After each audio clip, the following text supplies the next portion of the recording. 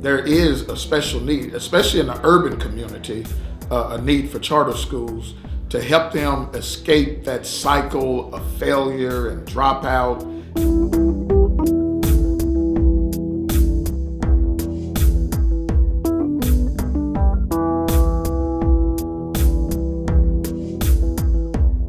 I'm seeing children that even though they will receive a high school diploma, they still cannot read, they cannot write, they cannot reason.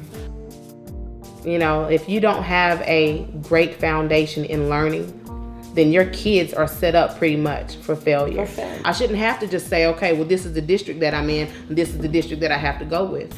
Every child should be given that opportunity to be able to excel in any area that they want. I wanted to do a charter school, but then when I began to research, I found that the charter school laws here in Kansas were very restrictive compared to other neighboring states.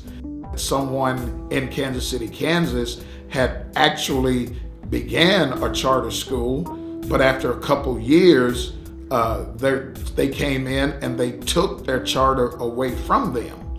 If you have to be approved for a school by the very school district or school board that sees you in direct competition that will make them look bad because you succeed, we have a problem. That charter school lived for less than 2 years. But being that we were still considered a district school, we had to do things their way. So we were going against the grain because it's a charter school. We're going to do things a little unorthodox. We're not going to be on the same, but no, you can't do that. So if you're not going to function the way that we're telling you, then we're going to make it hard for you. It's going to be a hard road to travel. So every time we turned around as parents, it was always something new coming up. We feel like you're setting us up to fail, that you are intentionally putting things in place so that this charter does not work. Kansas seems to have a problem with allowing charters to develop outside of their district. The charter laws here in Kansas, they were more stringent than any other states that I had visited, and it was almost impossible to have a successful charter school under these laws.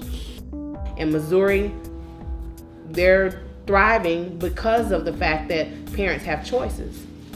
They don't have to stay locked into a particular district. They can say, well, you know what? I think I want to try this charter because I don't want to go to the school down the street. So I'm going to go with the charter instead. And I think every county, every state should have that same opportunity to do that. Parents want a change for their child. They want a difference. And they know that University Academy can do that. In public school, you send your child to the neighborhood school where the catchment area is. Here, we've got families that want to be here. And it's more than half the battle. There becomes a stagnation in a public school where we are told this is what you are teaching from. This is how you will teach it. Here are your kids. Let's move them from this point to this point by the end of the year using these tools. Here, it's the students' needs first, and it's all about literally creating leaders. Teachers don't have to conform. When we have new ideas, we can bring them to the table. I don't want to just get them ready for a test. I want to educate them. We have set in stone. We don't socially promote. If they're not prepared academically to go to the next grade, they won't. I sign an agreement that says I will be employed here as long as I'm meeting the expectations of this school.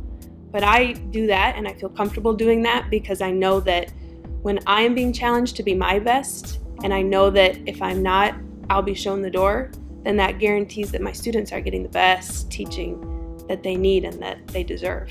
University Academy has done a lot for us, for Brandon, for both my boys. Like Brandon was in National Honor Society, Christian's in National Honor Society. If Brandon and Christian went to public schools, I don't think they would have had as much support as they do at University Academy. Understanding the current charter laws and the current charter system and not being able to open a charter now, it has caused me to be more involved in the process of helping to get laws changed so that we can have charters. In building a charter school in Kansas, we're wanting to build a very high quality school that has accountability.